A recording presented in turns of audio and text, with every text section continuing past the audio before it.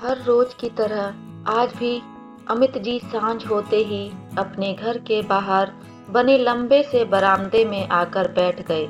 हाथ में मोबाइल और अखबार, आंखों पर चश्मा और आते जाते लोगों को दुआ सलाम। रिटायरमेंट के बाद यह दिनचर्या का हिस्सा अब बड़ा खास लगने लगा था। कभी कभार थोड़ा साथ के बने पार्क में भी घूम आते थे, लेकिन आज दोपहर से ही बादल बरसने की शक्ल लिए बैठे थे। अचानक से काली घटा ने पूरे आसमां को घेर लिया और बादलों की गड़गड़ाहट के साथ बारिश भी जमकर बरसने लगी। गली में पैदल चलते हुए लोगों के कदमों ने रफ्तार पकड़ ली थी और अचानक से सब कुछ धुंधला सा दिखने लगा। अमित जी कुर्सी पर बैठे भीगते हुए मौसम का आनंद ले रहे थे कि तभी तेजी से भागते हुए शुक्ला जी नजर आए। उनके हाथ में पकड़ा खुला छाता हवा में उड़े जा रहा था और वो उसे संभालने के चक्कर में जल्दी से अमित जी के बरामदे की 4 सीढ़ियां चढ़कर बरामदे में आ गए। अमित जी के सामने अपना खुला छाता बंद करते हुए कहने लगे, बाप रे, कितनी जोरों का तूफान आया है। कहाँ से घूमकर आ रहे हैं शुक्ला जी? शुक्ला जी, अरे कहीं नहीं जनाब, बस यूं ही टहलने निकला था कि मौसम ने रूप ही बदल लिया। अमित जी, अभी थम जाएगी यह बारिश, थोड़ी देर यहीं बैठ जाइए, कहकर साथ पड़ी कुर्सी शुक्ला जी की तरफ सरका दी। शुक्ला जी भी समय की नजाकत देख थोड़ी देर रुकने के भाव से बैठ गए। गली के छोर में उनका मकान था। कॉलेज में बतौर संस्कृत प्रोफेसर कार्यरत थे। गली से आते जाते राम राम नमस्ते से ज्यादा का रिश्ता नहीं था उनका अमित जी से। आज शायद पहली बार बारिश ने दोनों को इकट्ठे बिठाया था। अमित जी इस घर में अपने जन्म से ही रह रहे थे। बैंक से मैनेजर की पोस्ट पर साल पहले ही रिटायर हुए थे। बेटी चांदनी की शादी कर दी थी और बेटा अर्जुन की 6 महीने पहले एक अच्छी कंपनी में नौकरी लगी थी। अब थोड़ा राहत महसूस करते थे। सारी जिंदगी एक मध्यम वर्गीय पिता की जिम्मेदारियां निभाते हुए कभी अपनी छोटी सी खुशी के बारे में भी नहीं सोचा। कुछ करने का सोचते भी तो बजट पीछे खींचकर ले जाता। यारी दोस्ती शब्द तो उनकी जिंदगी में कोरे कागज जैसा था। अकेलेपन में रिटायरमेंट गुजर रही थी। आज भी उसी का हिस्सा बने हुए थे कि शुक्ला जी ने अचानक से आकर उनके अंतरिम का कोई दरवाजा खटखटाया। दोनों बैठकर बातें करने लगे तो एक दूसरे की संगति में डूब से गए। दोनों की एक जैसे विषयों पर रुचियां मिलने लगी। बातों का समासा बंधने लगा। हंसने की आवाजों ने वातावरण को घेर लिया।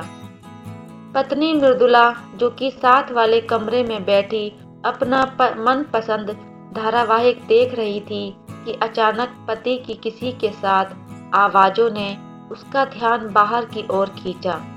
पति किसके साथ बातें कर रहे हैं यह देखने के उद्देश्य से वो भी बाहर आ गई।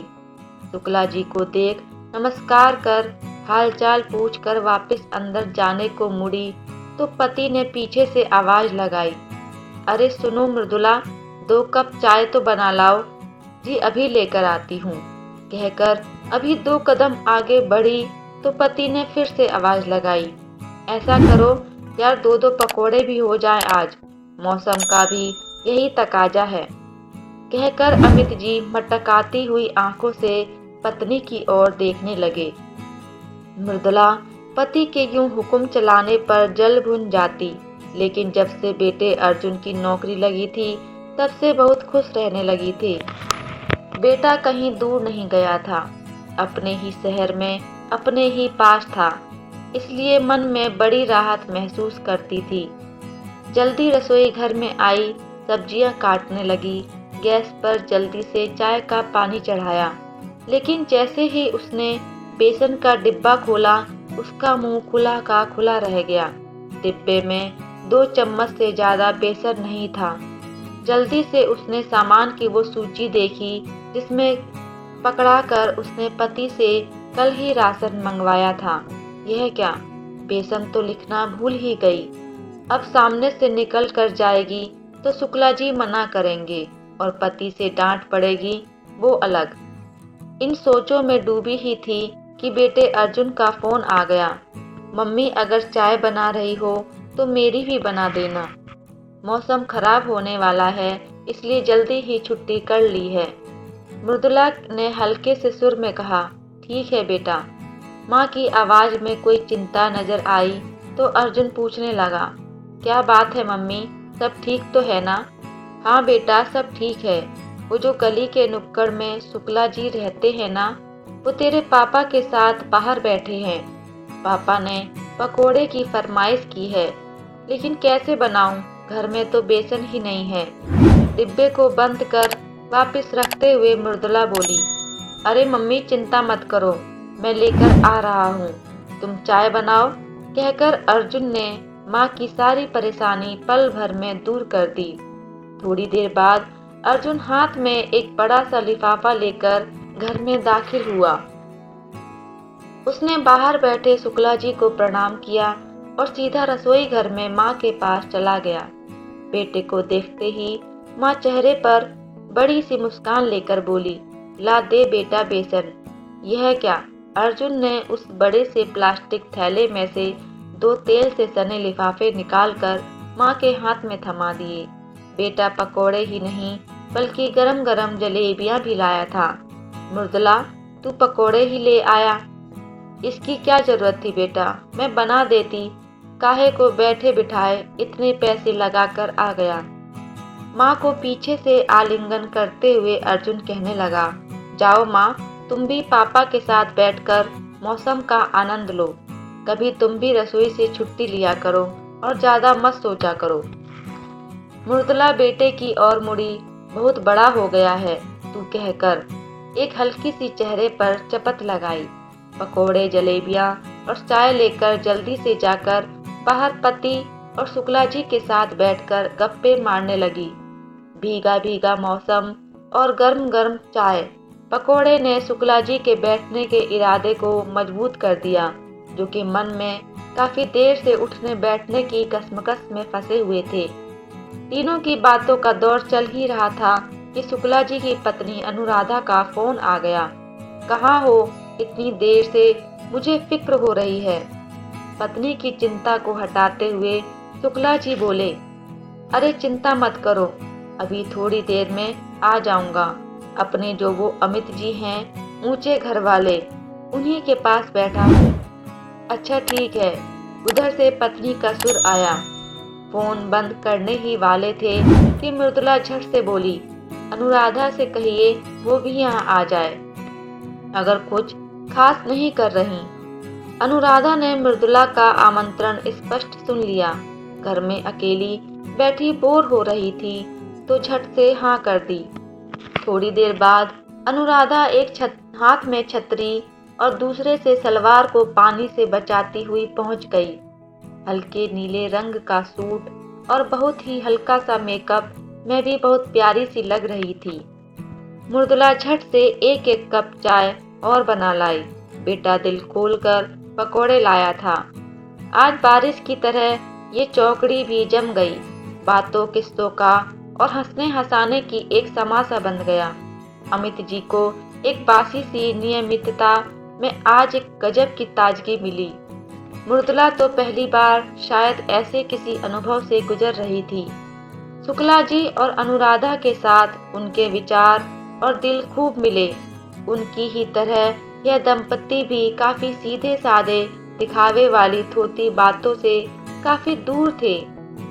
अर्जुन जो कि साथ वाले कमरे में बैठा था, उसका भी टीवी देखते देखते थोड़ी थोड़ी देर बाद ध्यान बाहर बैठे दोनों दंपति की बातों की तरफ जा रहा था।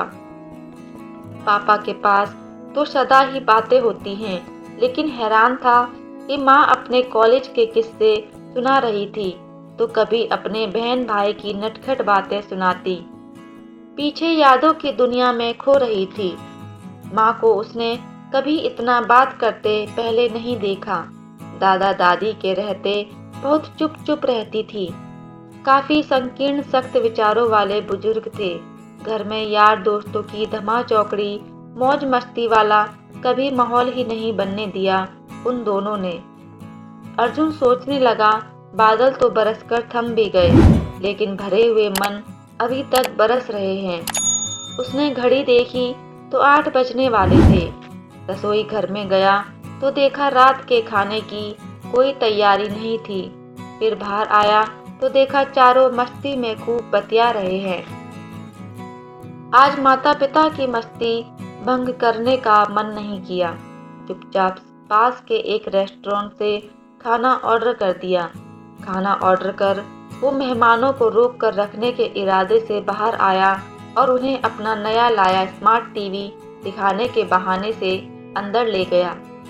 थोड़ी देर में खाने की डिलीवरी वाले ने घंटी बजाई। अर्जुन के हाथ में बड़ा सा बैग देखकर माता पिता भौचक्के रह गए। अर्जुन ने बड़े प्यार से शुक्ला जी से कहा, अंकल जी, मैंने खाना मंगवाया है, आप लोग खाकर जाइएगा। अर्जुन के प्रेम के इस आग्रह पर शुक्ला जी बड़े निश्चिंत इरादे से मना करने लगे। शुक्ला जी, नहीं नहीं, अब हम चलेंगे, यह बहुत ज़्यादा हो जाएगा। आप लोगों ने बहुत खिला दिया, अब खाने की तो भूख भी नहीं। अर्जुन, कुछ ज़्यादा नहीं, आप लोग बैठिए, जितना मन हो उतना खा लेना। माँ चलो आओ, खाना मेज पर लगा दो। अर्जुन के पीछे पीछे मृदुला रसोई घर में भाग आई। धीरे से लेकिन किसी आवाज में बोली, खाना क्यों मंगवाया? ये तो जा रहे थे अपने घर और फिर ये तो बस यूं ही आ गए थे। अर्जुन माँ को हाथ के इशारे से रोकता हुआ बोला, माँ खाना लगाओ, इस विषय में बात हम बाद में करेंगे। सबने बैठकर बड़े आराम से खाना खाया। अर्जुन ने लाजवाब ऑर्डर किया था। शुक्ला जी भूख ना होते हुए भी डटकर खाया। फिर थोड़ी देर में खाना खाकर शुक्ला जी और अनुराधा बहुत सारा धन्यवाद और अर्जुन को आशीर्वाद देकर तारीफों के पुल बांधते हुए चले गए। उनके जाते ही माता पिता के चेहरों पर आए भावों को पढ़कर अर्जुन जवाब ढूंढने लगा। पहले पिता ने त्योरियां माथे पर चढ़ाकर कहा, बहुत पैसे आ गए हैं मृदुला तुम्हारे साहबजादे के पास। घर में कोई जश्न चल रहा था क्या, जो बैठे बिठाए 1000 रुपया खर्च कर दिया होगा। अब खाना भी इस घर में बाहर से आएगा। मृदुला, बेटा क्या जरूरत थी खाना मंगवाने की, मैं बना लेती, और फिर ये लोग तो बस यूं ही आ गए थे, हमने कोई निमंत्रण थोड़े दिया था। चाय पकौड़े तक तो ठीक था, लेकिन ये खाना और वो भी इतना कुछ, सच में अर्जुन ये तो मेरी भी समझ के परे है। थोड़ी नाराजगी माँ के चेहरे पर भी दिखाई दी। माँ बाप की मनोवृत्ति समझते हुए बड़े प्यार से अर्जुन बोला, पापा ये जरूरी तो नहीं जो अब तक नहीं हुआ वो आगे भी ना हो। इस काबिल अब हम हैं कि खड़े पैर 4 पैसे खर्चने पड़े तो सोचने की जरूरत नहीं। मैं आया था बाहर माँ को बुलाने, लेकिन नहीं बुला पाया। पहली बार मैंने अपनी माँ को एक आत्मिक खुशी में पाया। आप सब इस पल के क्षणों में एक दूसरे के साथ अत्यंत आनंदित थे।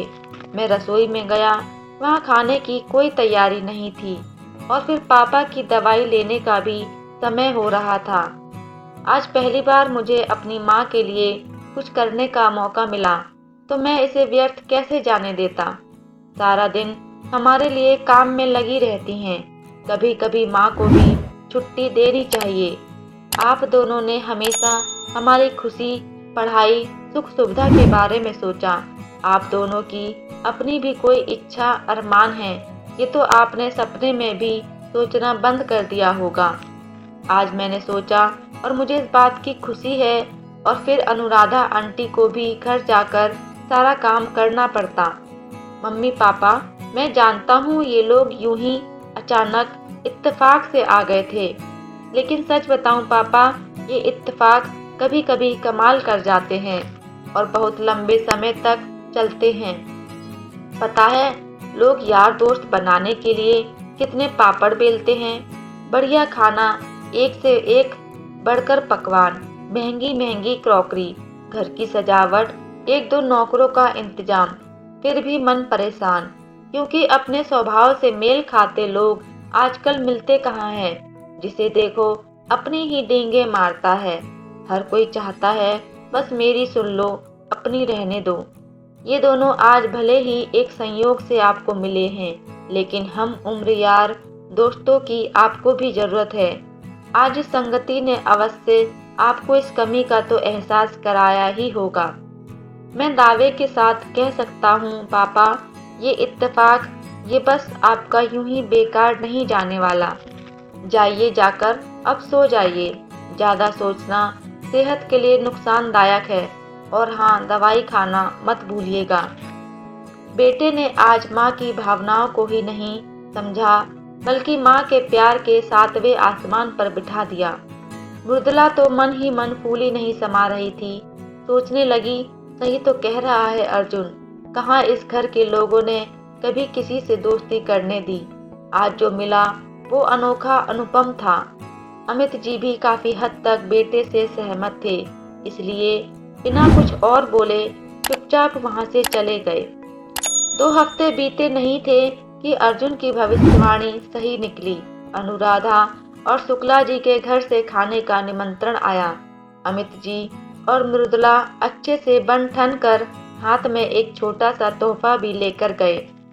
वहां पहले से एक दंपति विराजमान थे, राजीव और सौम्या नाम से उनका शुक्ला जी ने परिचय कराया। अब 4 की बजाय 6 लोग थे। महफिल अच्छी जमी। बातों का सिलसिला खत्म होने का नाम ही नहीं ले रहा था। खाना पीना और हंसना हंसाना लग रहा था कि जीवन की एक सख्त जरूरत थी। दवाई मिले न मिले, लेकिन खुशी ऐसी साथ रहे तो सेहत का कुछ बिगड़ने वाला नहीं। मुलाकात रंग लाई। अब तीनों अच्छे मित्र बन गए।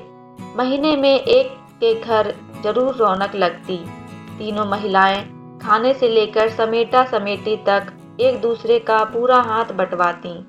फिर कुछ महीनों के बाद अर्जुन एक कॉन्फ्रेंस से 7 दिनों के बाद जब घर आया तो उसने देखा कि पापा अलमारी से कपड़े निकाल रहे हैं और साथ में एक नया खरीदा सूटकेस भी पड़ा है। पापा, कहाँ जाने की तैयारी है और मम्मी कहाँ है? अमित जी, अरे बेटा तू आ गया। अरे कुछ नहीं, वो राजीव और सौम्या ने बैठे बिठाए हम सबका वैष्णो देवी जाने का प्रोग्राम बना दिया। उनके बेटे ने सारी बुकिंग भी करवा दी, हम बस मना नहीं कर पाए। इसी सिलसिले में मम्मी तुम्हारी शॉपिंग करने गई है। अर्जुन के चेहरे की बाछें खिल गईं। पहली बार माता पिता को कहीं अपने लिए कुछ करते देख रहा था। मना करना भी नहीं चाहिए, ऐसे मौके कई बार थोड़े आते हैं। जाओ और खूब अच्छे से माँ के दर्शन और एंजॉय करके आओ। पीछे घर की चिंता मत करना, मैं हूँ। फिर धीरे से पापा के पास जाकर उन्हें छेड़ने के मकसद से बोला, पापा आपका यूं ही तो कमाल कर गया। मैं ना कहता था योजनाएं सफल हो ना हो, लेकिन इत्तेफाक साथ निभा जाते हैं। अमित जी सूटकेस में कपड़े रखते हुए मुस्कुराते हुए अपने बेटे की तरफ देखने लगे। दोस्तों, कहानी कैसी लगी कमेंट में जरूर बताइएगा, और अगर आप चैनल पर नए हैं तो चैनल को सब्सक्राइब जरूर कीजिएगा। आगे भी ऐसी अच्छी अच्छी कहानी सुनने के लिए मिलते हैं अगली एक और अच्छी कहानी के साथ। तब तक के लिए आप सभी का धन्यवाद।